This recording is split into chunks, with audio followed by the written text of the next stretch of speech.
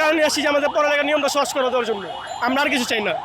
আমাদের পড়ালেখার নিয়মটা অনেক কঠিন হয়ে যাচ্ছে।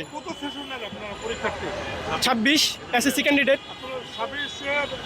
আমরা আপনারা বলতেছেন যে, আমি বলি কথাটা, আমরা 3টা সরকার ফেস করছি, কোনো সময় ভোট পরীক্ষা দিই না। আমরা পিএসসি দিই, জিএসসিও দিই নেই। আমরা প্রথমবার ভোট পরীক্ষা দিতে আসছি। আমাদের কোনো আইডিয়া নেই কীভাবে আমরা কী করুন না করুন। আমরা এতটুকু কিছু, আমাদের যে শিক্ষামন্ত্রী এহসানুল হক, উনি বলবেন ডর দেখাচ্ছে। উনি ডর দেখাচ্ছে যে তোমরা আমরা নকল করবো। আমরা উনি বা একই কথা, তোমরা নকল, আমরা নকল করুন না। আপনি আমরা উৎসাহিত করেন, আপনি ডর দেখাইতেছেন আমাকে যে তুমি ফেল করবা না কি করবা। গত বছরে যে ফেলের হারটা আসছে দেখছেন আপনি কী পরিমাণে আসছে। আমরা যে পড়াশোনা করবো সিসি ক্যামেরার বিষয়, গার্ড ঘুরাতে পারবো না, এইসব বিষয় নিয়ে কথা বলতেছে।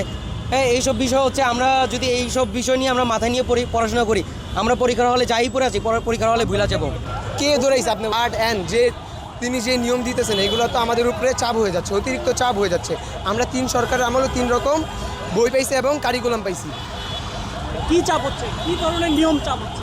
এই যে এমসিকিউ 20 মিনিটের আগে দাগান যাবে না, 10 মিনিটে দাগান লাগবে, এইগুলো এমসিকিউ এবং সিকিউ মিলে পাস দেওয়া লাগবে। এবং খাতা দেখার সময় 1 নাম্বারের জন্য উনি ফেল দিয়ে দিতেছে।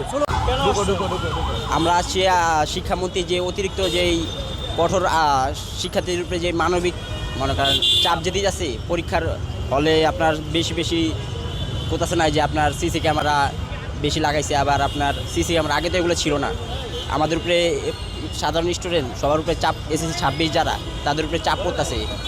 তারা আর কি এই ব্যবস্থা চায় না। তারা আগের মতনই যে ব্যবস্থা ছিল, যারা 25 সাল যারা যেভাবে পরীক্ষা দিছে তাদের মতন সেই শিক্ষা ব্যবস্থা চায়। তারা এই অতিরিক্ত এই আপনার সিসি ক্যামেরা, তারপরে বেশি গার্ড দেওয়া হলে